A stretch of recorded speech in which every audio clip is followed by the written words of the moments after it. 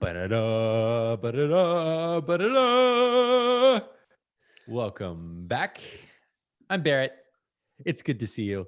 You have not heard an intro from me, which Nathan just let me know, in almost a whole week, maybe a whole week. I mean, honestly, I don't know what you did without me, but what I did was take some time off. So here we are. It's episode 21 of The Future Belongs to Creators. And today, we are talking about defining your flywheel to increase your creative output. We talked about flywheels a little bit when it came to the creator journey episode, but we want to really dive in on this concept because we think it's really powerful. And if you can get it right in your business, it will carry you a long way. But before we get into all of that, Nathan, how are you? Red, yellow, green. I'm green today. Today's a good day. I had to get a tweet out really quick to let people know that we are recording live. So that's what I was doing right then. Let's see. You know, I probably shouldn't say this because it's going to go to your head. But here it goes. Look at that anticipatory face right there. No, yesterday was kind of a rough day, like just wasn't feeling the creative energy, trying to figure out how to channel it, all of that. And then we did a podcast. It was good. I liked it. And then I talked to you for a bunch of time. And then I had like all this energy, and I probably fit like half a day's worth of work in that time from 5 o'clock when I stopped talking to you to like 5:40 when I went to go hang out with the kids and have dinner and all that. It's just like, I am a great creative catalyst. That is what I'm saying. Thank you, Barrett Brooks, creative catalyst. I'm green. And you can't help but be green after a compliment like that. That's right. I am green as green can be. Green as the green grass outside that hasn't been subjected to summer heat yet. How's that for a pseudo southernism? Oh man. Just a side of you sitting out on the front porch, drinking your sweet tea, Southern Barrett is a treat. Can't wait. I'm green, as you might be able to tell from the energy. I've been doing a thing. So for a long time, well, I've had an on and off, again, relationship with coffee in my life because I adore it. However, my body does not. My body doesn't process it super well, and it hangs around with me for a really long time. So it affects my sleep and everything like that. So I usually try and get off of it and like stay off of caffeine if I can. But I've been doing a thing from home because I enjoy it. I've been making steamed oat milk, or frothed oat milk, really, in this little frother we have, and just putting like 2 ounces of coffee in there. And so it gives me a nice little buzz, but it's not enough that it affects my sleep. And I never do it 2 days in a row. So I don't get the addiction. Today, though, is a coffee day, and I could not be more excited. Oh, man.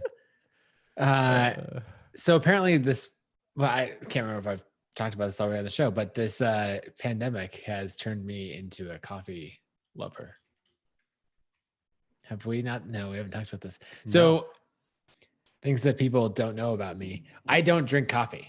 I haven't ever liked it. Sometimes if it's like, I don't know, I'm sitting down for a coffee meeting with a customer or something, and like, we're just ordering, and it just makes sense to like, they get nice coffee. I'm like, okay, I'm not going to get some fancy drink or whatever that's going to take much time. I'll just get nice coffee as well, and should be fine. Never that into it, never into the caffeine from it and all that. Anyway, for a team retreat, we got an espresso machine for the team retreat, a nice one. I think it was like $500. So a really good one, Breville, I believe. And the team, we made hundreds and hundreds of lattes over the course of 5 or 6 days in California. Definitely got our money's worth. And it was like, okay, who's going to take care of this for, for a while, like between now and the next team retreat? And it ended up at Ashley's house, which she lives half a mile from me.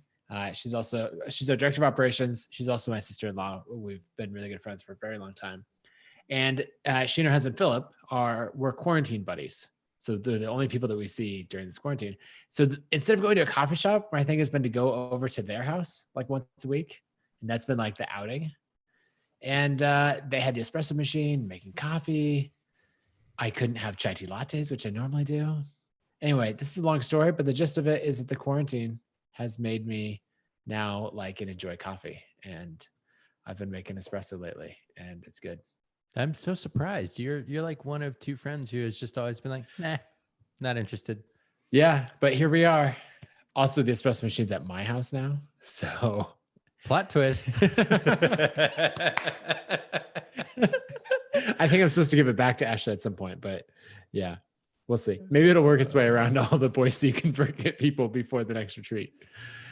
Well, Anyway. on that note, let us move on to our topic of the day, which is flywheels. And so the kind of format we're going to follow, we are going to define flywheels. We're going to revisit the creator flywheel that we defined in our creator journey episode. And then we are going to break down 3 real businesses in what we would say an ideal, well, I don't know, ideal, it's going to be on the fly. So a flywheel for that business might be. The goal of this episode is for you to be able to walk away, re-listen to this, and then define your own flywheel so you know what the highest leverage activities are that you can do in your business, and ideally so that you know what you can ignore to make more progress faster. So I want to kick things off with reading a definition of a flywheel from the man, the myth, the legend, Jim Collins. I know you thought I was going to say Nathan Barry right there, but in this case, it's a different legend, which is Jim Collins. He was the creator of the concept of a the concept of a flywheel is applied to business, I suppose. So what he says is, and this is from originally the Good to Great kind of book and follow-on little singlet that he released that we've told you about. So the concept of the book was what differentiates companies that are just good at what they do versus great. A lot of the information's been kind of like, I don't know, countered or questioned because of the way those companies performed afterwards. But still, I think there's some useful takeaways. So the way he defines a flywheel is, in creating a good to great transformation, there's no single defining action, no grand program, no single killer innovation, no solitary lucky break, no miracle moment. Rather, it feels like turning a giant, heavy flywheel. Pushing with great effort, you get the flywheel to inch forward. You keep pushing with persistent effort, you get the flywheel to complete one entire turn. But you don't stop there. You keep pushing. The flywheel moves a bit faster, 2 turns, then 4, 8. The flywheel builds momentum, 16, 32, moving faster, 1,000, 10,000, 100,000. Then at some point, breakthrough. The flywheel flies forward with almost unstoppable momentum. So I love this because it creates this vibrant visual of what you can imagine happening as you create a system. It is really just another name for a system in your business for driving progress. And ultimately, how we measure progress is, does your business make money and support you earning a living from it? And so that is the ultimate output, but the inputs might not be what you always expect there, because you can't jump straight to making money. So that's what we want to talk about. So Nathan, we've kind of fleshed out the creator flywheel a little bit more and shared with the team. You want to walk us through some of the 4 or 5 steps that we've defined there? Yeah, well, actually, I want to go really quick just to what we believe might be ConvertKit's flywheel and share that just as another example. Because when you first introed this topic and I started paying attention to it, this more examples were really helpful. So what we have here is basically, instead of a series of events in sequence, right, we're going around in a circle. And so number 1 is be a part of the creator community. We believe that the more deeply embedded we are there, the better we'll understand it, know what to build, all of that. So build software to connect creators to their audience. And then 3 is provide an incredible experience to create raving fans, tell their stories to inspire and educate more creators. And then that will further get us deeper into being a part of the creator community. So when we're talking about flywheels, they could have any number of steps. There's no hard and fast rule, but we typically end up in that 4 to 6 range. And that's what we've seen. You want to narrow it down specifically enough that every step has lots of meaning, and it's not just there because you felt it was necessary or you can't figure out a better way to phrase it, but not so few steps that it's a really small wheel that doesn't roll very well and it doesn't flow very well. So one defining part of this is that we believe each one of these steps flows naturally into the next step, And then also every rotation of this continues to build momentum. So you'll notice that it's not a whole ton of sporadic activities. It's getting further and like deeper and deeper in the community. And then as we build software for them to connect to an audience, like we're actually not saying just build software. We're saying to connect creators to their audience. We're getting specific. And then we're getting into, experience defines both the product experience, the customer support experience, the brand experience. And then we believe that that's really driven by stories. And the more stories we tell, the better we understand our community and the deeper we're in. So it, like, number 4 really rolls in to number 1. So that's an example of a flywheel. Before we go on to what we think of the creator flywheel, is there anything you'd add there, Barrett? So I think one of the things that really pushed us to create or be a part of the creator community as our initial step there for our business was looking back at the beginnings of ConvertKit and how important it was for you to have been a part of the creator community early on, because it meant you weren't just going randomly to people and saying, hey, I think I might have built something that you could enjoy or use in your business. You were saying, I am a creator. This is what I need for my business. I know creators, and I'm going to go to the people I already know, like, and trust, and vice versa, and tell them about it to see if they want to use it. And so from the day that you got started, that has been the fuel for how we know what to build, why we put the things on the product roadmap that we put on there. And out of that comes a fundamental understanding of this group of people that allows us to build software that actually solves problems.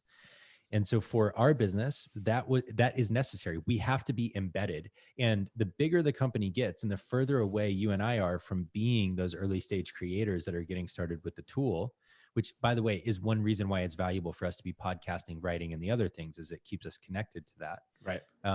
The further away we get away from that, and the more layers there are between us and the customer, the more we need to focus on being part of the people in it every day, part of the community of the people in it every day. And as we get into things like, so we came from kind of this internet, I hate the term internet marketer, but that is a little bit of like the blog content creator is kind of the background we came from. As we get into more musicians, makers, chefs, professional backgrounds that we don't personally share, it's that much more important for us to be in those communities and understanding them so that we build the right stuff. And only if you build the right stuff can you then provide an incredible experience. The right product fuels that ability to give great customer support, great education, and all the other things that come from that. So anyways, I just wanted to touch on that community piece for us and share why that's so important there. Yep, that's good. And actually, if you take a look at our YouTube channel, you'll see us doing a lot of this kind of stuff. Like, people are always asking, okay, why are you doing a documentary? Why have you produced documentaries in the past? Why a conference and all of that? It's all about being deeply a part of the community and telling stories, because then we believe that fuels the next stages. Okay, I want to talk about what we've called the creator flywheel, of trying to find a general flywheel that we believe sums up the experience for many creators. And it really starts with this: learn and practice continuously. Something that we believe is that all creators should be trying to hone a skill and get really good at something and have a skill to bring to the world. And that's why you'll hear us kind of complain about people who like dive right into, I'm going to teach people how to build an audience or how to make money online or any of these things. And it's like, no. Go learn a hard skill of design, development, art, music, photography, cooking, anything, and bring that to the world. And then if some of the byproducts are you want to teach people how to do what you've done, that's fantastic. But we're really pushing, okay, learn those hard skills. And then number 2, like, hone your voice and your point of view, and then your unique story. And this is something where you'll hear us emphasize things like journaling, counseling, any of those things that say, okay, what makes you unique? And to do that introspection and to really dive in and see, okay, if I am starting the 500th blog teaching design, why should anyone listen to me? If everything's been said before, why, like, in what way is what I'm doing unique? And we think in a ton of ways.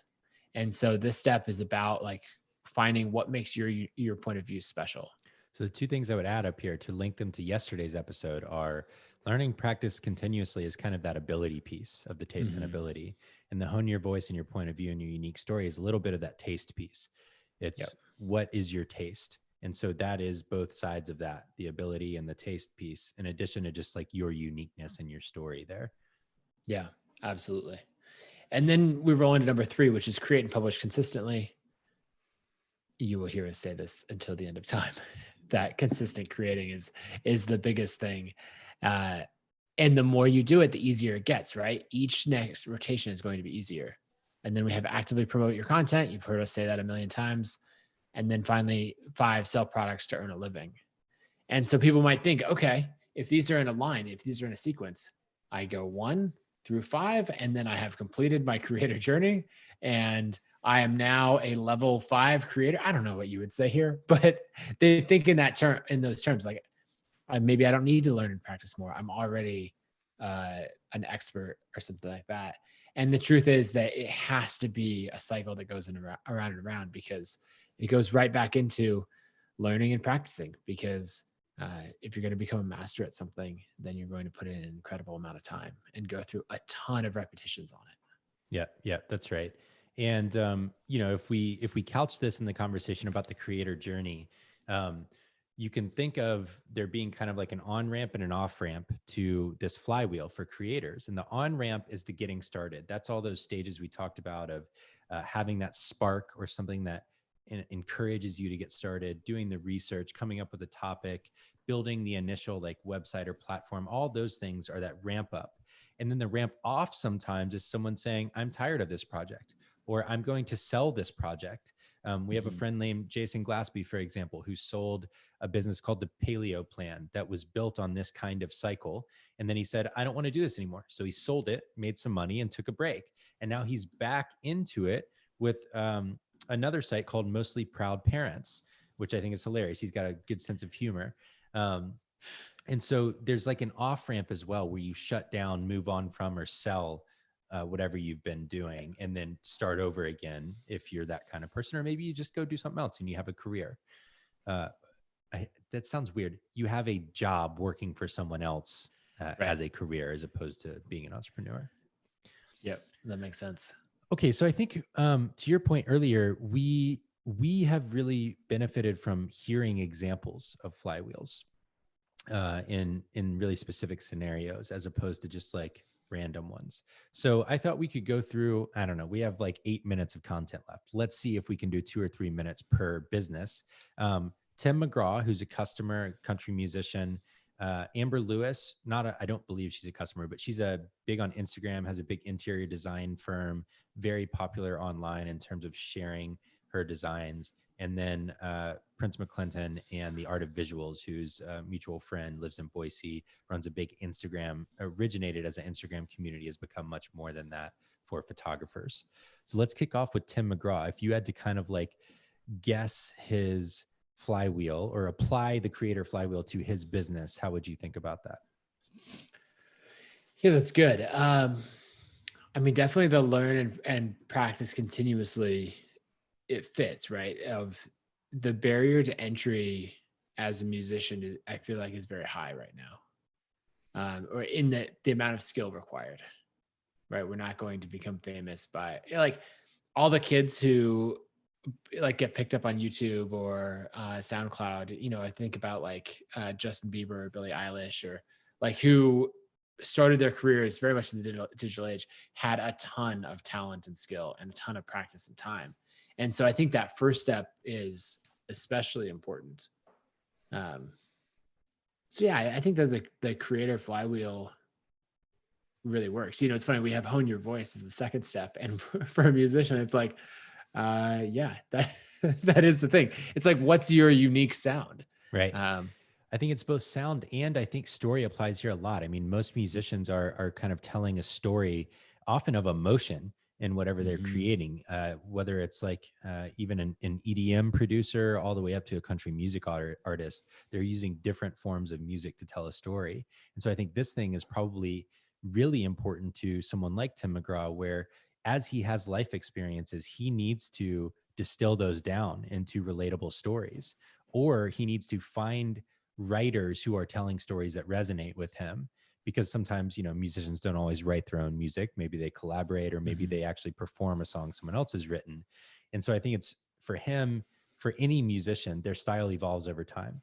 So understanding how their style is evolving, how their taste is changing, understanding how they can put that into musical tones and words, lyrics in their songs, that absolutely applies here. And so I think of that as kind of like, if you go to create and publish consistently, if you know the stories you want to tell, then that feeds into what are the songs you're creating right now. Because ultimately, being a musician is about making songs, making Right. music. Well, Um, and to your point on number two, I was having a conversation with a friend a week and a half ago where there's this concept that I'm playing with. I'll put it out in a post about skill, like innate talent versus learned skills. And I like, for whatever reason, I put like great songwriting in a innate talent bucket, you know? And he was like, what? No, that's not an innate talent thing. You just have to be really in touch with your emotions and bring your emotions and feelings and everything to the surface and write about that. And like, that's what great songwriting is. And so it's one of those things of you can't be suppressing your feelings. You can't be looking out into the world uh, to learn to write great songs. You're like, that has to come from within, and honing your voice and point of view and unique story. And I think about that with, so many of the rappers or hip hop artists, where so much of their art comes from the environment that they grew up in and the message that they're trying to share from their community and everything else. And mhm. and so it's like really spending time in that rather than looking for like outside inspiration. And I think it's really easy to get lost. We'll get into this maybe in a minute, but as a musician, especially, it's easy to get lost in the lifestyle once you get popular. It's like, oh, okay, now actually, not even just as a musician, any kind of creator, actually, you get access to new people, to new events, to all of this stuff that can distract you from the actual work. So as a musician, you're making music. Actively promoting is interesting because, in a way, some like content creators online, their YouTube video or their whatever, their blog post is not the promotion, but for musicians, it actually is the promotion. So if you're making music as the core of what you're creating and publishing consistently, then your Instagram feed, your blog posts with behind the scenes stuff, so your emails that you're sending about the music are the promotion. So Mhm. like talking about your creative process, who you're collaborating with, that would to a content creator be the thing that they're making consistently. For you, it's actually a way of promoting the music that you're making. Yeah.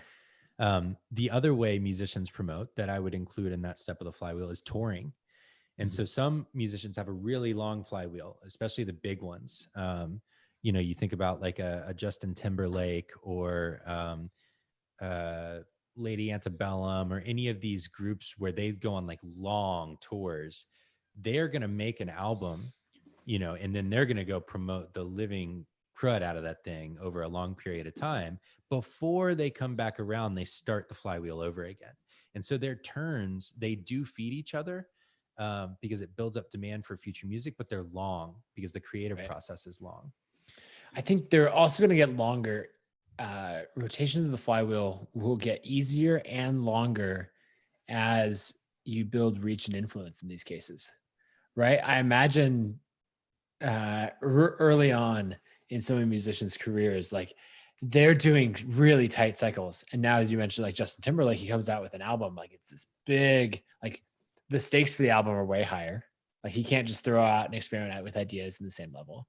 And then there's a massive tour that goes with it. And there's, hundreds of millions of dollars being spent. So it's this massive flywheel that's going to take longer to turn, but it also has way more effort behind it, and it's just going to generate way more revenue on each rotation. Totally. Okay, let's do another example, which I said Amber Lewis in interior design. So for her early on, step one, learn and practice continuously, would have been honestly like developing taste for what design trends are, understanding color matching, textures, spatial layouts, how to hang things on like material, Mhm. how materials work together, how you hang things on walls, just like the construction, the taste, the patterning, like all of the design sense that goes into designing physical space as opposed to digital goods would have been that early stuff. And that's always being refined as well when you come back around the flywheel again. And then if you think about voice and point of view, this goes back to the taste conversation we had. Um, Copying is the purest form of flattery, or whatever the quote is. And it's a good place to start, right? Right. But really over time, what you want to do is get exposed to a bunch of stuff and steal little bits. Austin Kleon has a book called Steal Like an Artist that talks about this, of taking a bit from over here, a bit from over here, a bit from over here, and now you have your own style. And so I think honing your voice in the context of design is really, it's playfulness. It's finding a style that's unique to you and trying things. I mean, I would think, like, if I were an interior designer, I would almost have a room in my house or my office that is just a playroom for me to try out different stuff. Right. And that's how I would think about honing my voice or my point of view there. How would you go about, like, some of the other ones make sense to me. How would you go about on the promotion side? Yeah. And I think the create and publish consistently and the actively promote your content go hand in hand here. So there's a little bit, maybe this is a business where the sell products, create and publish consistently, and actively promote might be a little bit in different orders. Because on some level, the content that you can publish has to come from real jobs. Right. So your work as a designer is designed spaces, which means you've got to sell that, or maybe you do it for free at first to create content. But then what I would be doing is thinking about, okay, how do I repurpose a design into a way to promote myself? So how do I take beautiful photography? How do I tell a story around it? Could I sit down with an interview, or for an interview with clients? Maybe not everyone wants to do an interview, but some will. What Right. did you want from this space? Why did you choose to work with me? What's your style? How did my style influence yours? And now you've got all this content. You've got photography for Instagram. You've got your perspective on the story behind the project. You've got the client's perspective. And that becomes what you end up turning into content to promote yourself, which is way better than, direct sales will have a place in this kind of business. But how much better to have people coming to you because of your Instagram popularity instead of like pounding on their door, hey, do you need a room designed today? Well, so let's run with that example for a little bit.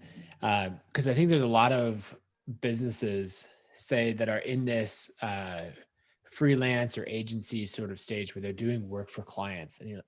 And so what we want to do is actually make a flywheel in this case that makes that transition from individual freelance work to freelance work with a brand, maybe even to productize. And so I think one of the first steps in that flywheel, right, is you're doing great work for clients. You have some number of clients going in, and your existing flywheel is probably do great work for clients, find more clients, and that's like the current flywheel. Right. And I think that as you start to add steps to this, maybe that if I could only add one step to that flywheel, it would be do great work for clients, tell the behind the scenes story of doing that work, publish it publicly, find more clients, do more great work. Okay, I added 2 steps, right? But what we're adding is just work in public or teach everything you know to that. And so we're like going from this very back and forth, client, next client, next client. And we're just saying, great, keep doing that. I just one little tweak, write a case study every time, or should do a behind the scenes video. And then from there, it's like, oh, now you have byproducts. Now you have things that you create. Right. And now as your flywheel is getting smarter, then it's feeding into that next step. And now like your portfolio is really good because you have case studies or examples on all of these or behind the scenes work. So if I'm thinking about hiring you as an interior designer, instead of just having like 3 projects to look at, now I have a taste or a sense of who you are and what you believe in and what your values are and where your inspiration comes from. And now you're standing out from the crowd. Yes, I love that. I love that. Okay, let's do the last example of art of visuals. This one's fascinating to me because in some ways, this would be what I'd call like a curator kind of archetype. Prince and his team have become curators of a community of people who are producing content, and I think that's really fascinating because it's a little different, right? So the first one is Prince would almost certainly not be able to do what he does if he was not embedded in the community of photographers and artists that he's a part of. And so I would very much say that like he could kind of steal that from our flywheel and say, being a photographer, being a part of that community is core to our business. We must have that in order for this to work. Then I think the same hone your voice and point of view thing applies here because art of visuals has a style. there's a type of photography that they are Mhm. pulling into their Instagram feed and that they are promoting as their brand. It just comes from a lot of different places, a lot of different talented photographers, right? So he's got being a part of the photographer community. He's got establishing kind of a visual identity as a brand that attracts those kinds of people. And then for him, it is very much create and publish consistently. So what he's doing is he's got his Instagram where he's publishing community work and telling a story around it. He's got podcast where he's talking about the work. And those are the two big channels, right? And then they've got like a community platform where people can connect. So actively promoting the content happens in their community. It happens on Instagram, and then in all of the other ways we've talked about promoting in our past episodes. And then what I love about the sell products to earn a living piece in the art of visuals one, if they started selling presets and ways to edit your photos in the style of art of visuals. And so that actually fuels back into, this is brilliant, right? Right back into being a part of the community. Because if you can learn to take and edit photos like them, you become one of them. And now you feed back into creating the content that gets published and yada, yada, yada. And it flows and flows and flows. Yep, that's good. I know we're a little over time, but I want to share one more really specific example Okay. because that's very different. So this is another flywheel. This is for a business called Be Fit Beyond 50, which is my mom's fitness coaching business. So my mom has always been a very active athlete. She's done dozens of marathons, half Ironmans, all of that. And so she's now running a business providing fitness coaching. And so she's tried a bunch of different ways to build her audience that have worked to varying degrees, but this is what she found that actually fits. And when I saw it, I was like, that's a flywheel. And so I want to walk you through it. The first thing that she does is she hosts a 5-day challenge on Facebook. And so it's a 5-day challenge to get, I don't remember the exact details, but it's basically to get the very basics of a fitness habit started. Then she goes live on Facebook, both in that challenge group and like publicly on her Facebook page and all that every day to build enthusiasm, get people hyped up about it, get people sharing and more people into the challenge. She also does paid promotion of this challenge and drives ads there. Now, once people come into the challenge, she's going live. Then she is going through and she's offering free coaching to build relationships. And so she's hopping on one-off coaching calls, getting people into like setting them up with a basic plan, what to do after the challenge, all of that. A portion of those who it's a good fit, she sells long-term coaching. So like, okay, I'm going to coach you for a year on diet and nutrition. And those she's selling at a higher price point. And then she takes the profits from that and funnels it into the next challenge. And this time she spends more money to promote this challenge on Facebook, reaching more people, going live to a bigger audience, more free coaching calls, and around and around and around. The first time she did this, I think she had 8 people go through the challenge. The next time she was up to like 22 people.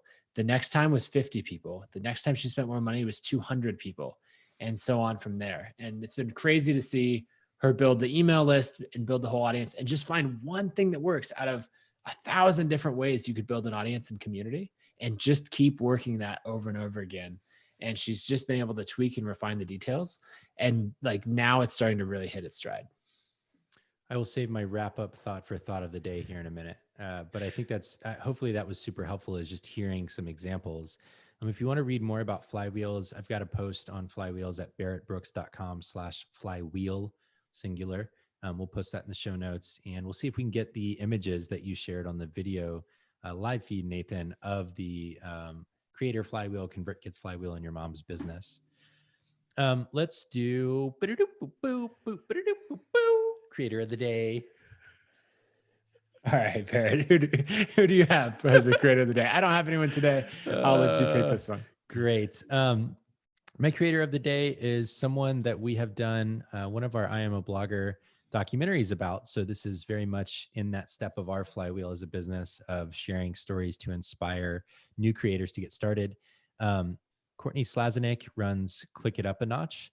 I think her mom was the one who gave her that name for her business, which is just a fun little aspect of her story. But she teaches photography. She has traditionally taught to other parents and how to capture memorable moments as a family using great manual mode photography. So I'm a big fan of her. If you like photography or if you're interested in photography, especially of your family, she's a great resource there. Awesome. I like it. I don't have a creator, so I'll dive right into a resource of the day. This one is tiny, but it's a thing that always bothers me on my Mac, where if I hit the play button on my keyboard, either on my laptop or my iMac, it will, okay, 100% of the time I want it to play and pause Spotify. Sometimes it will play or pause a YouTube video or something else that I had open, or like even open iTunes. I don't ever want it to open iTunes. And it's just sporadic. You can't do this. There's this tool. If you Google Mac Media Key Forwarder, then what it does is you can choose what play and pause go to, and it will always make play and pause control Spotify like God intended it to. Oh, wow. That's where we went with that. Okay.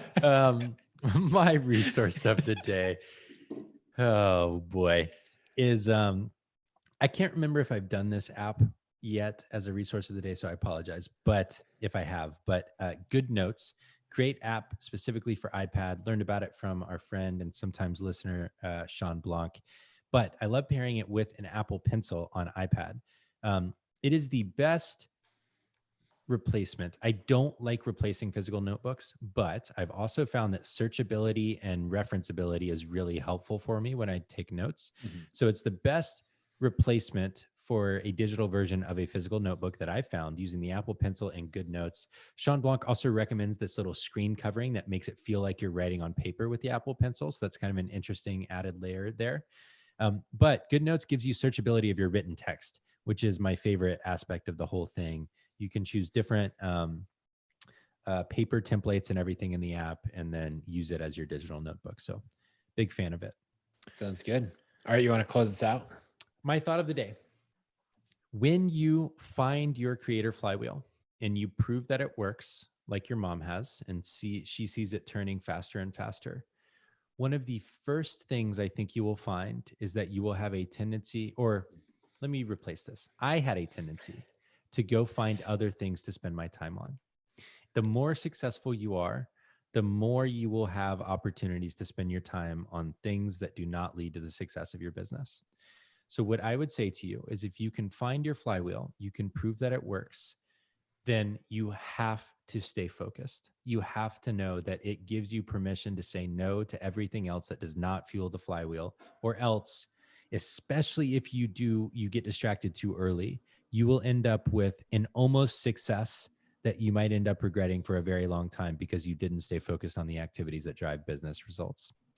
And ultimately, to stay in the game, to keep creating, to keep doing this work that we all care so much about, you have to care about the business results because it keeps you focused on the creative output and it gives you the permission to keep going. So stay focused. Don't get distracted.